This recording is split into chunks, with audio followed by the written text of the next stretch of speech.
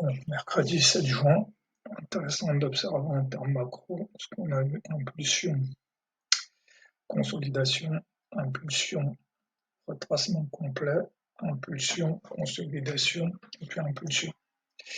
Donc là, c'est la même question en fait. Est-ce que là, on va continuer sur une impulsion, une consolidation?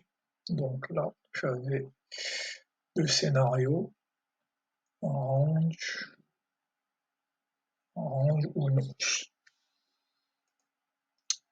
Donc là, première impulsion à l'ouverture, ça c'est pas un signal, parce que j'ai pas un contexte de hausse.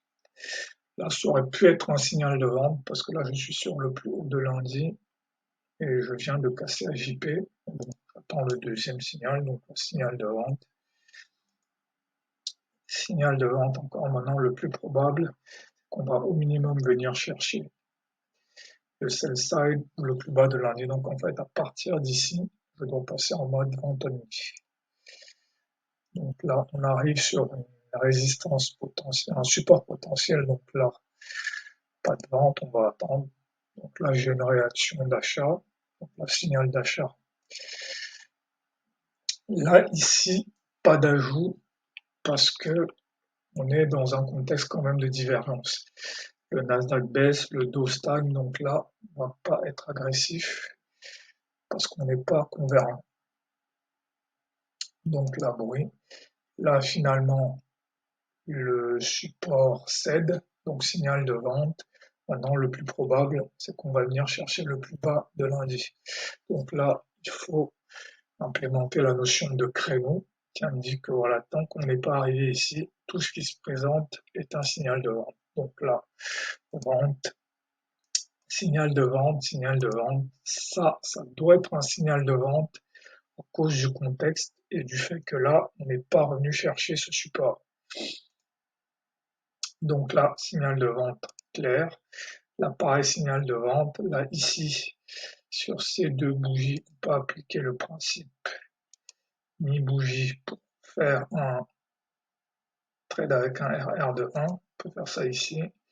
Ici aussi, pareil, mi-bougie pour un trade avec un RR de 1. Donc là, maintenant, on est arrivé sur le support. Donc là, le créneau est terminé. Donc à partir d'ici, on peut faire un achat. Target au moins sell side, voire un retracement de 50%. Donc cette zone-là ou cette zone-là. Donc là, ici, pareil, on peut appliquer la même logique. SL mi-bougie, ici. SL mi-bougie pour un trade avec un RR de 1, ici. Voilà. Ça marche très bien. Voilà.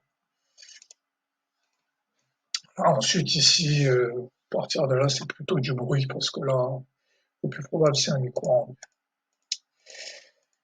Donc, sur cette journée, le premier point qui aurait dû être assez simple, c'est ici. Dès qu'on a ce rejet ici, le plus probable, c'est qu'on va venir chercher le bas de lundi ou BJP. Donc, en fait, entre ici et ici, vente en nuit. Ensuite, ici, ça reste quand même un signal d'achat, donc achat, mais à partir d'ici, vente en nuit. Et ensuite, ici, quand on arrive sur le bas de lundi, on commence à former un support, on commence à avoir des bougies de reversal, acheter ici, pour venir au minimum chercher cette zone-là. Voilà pour cette journée.